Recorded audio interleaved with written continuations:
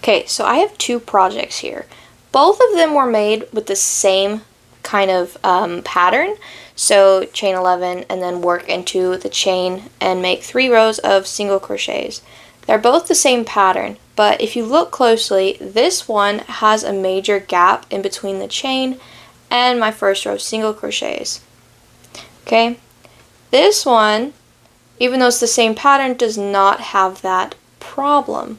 There's no gap. So if you've been curious why there's a gap and how to fix that, I can show you. So what you're going to do is you're going to make your slip knot and you're going to start your chaining process. And for this, I'm just going to chain 5 and I'll show you show you how to do it from there. So normally when we're looking at this chain, we're going to work into this one for single crochets, right? That's what they normally have you work into. But that will create this gap project right here. And if you start working on things like wearables, then this is going to be very obvious and it's not going to look great. So instead, what we're going to do is we're going to take this chain and we're going to flip it over. So now on this back, you see that there's these lumps in the back of the chain and right down the middle.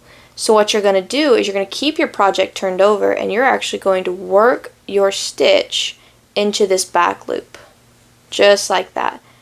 And what it does is it creates an effect that makes it look like the chain is a row of stitches on the bottom because it leaves those 2 loops that give it like that V-stitch look.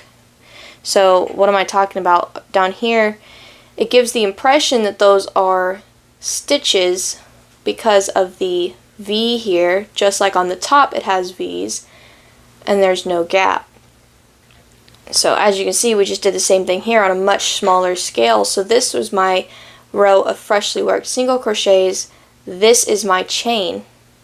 So if this is something you've been curious about, I didn't learn this until much later on, and I kept having these weird spaces and I didn't like the way it looked.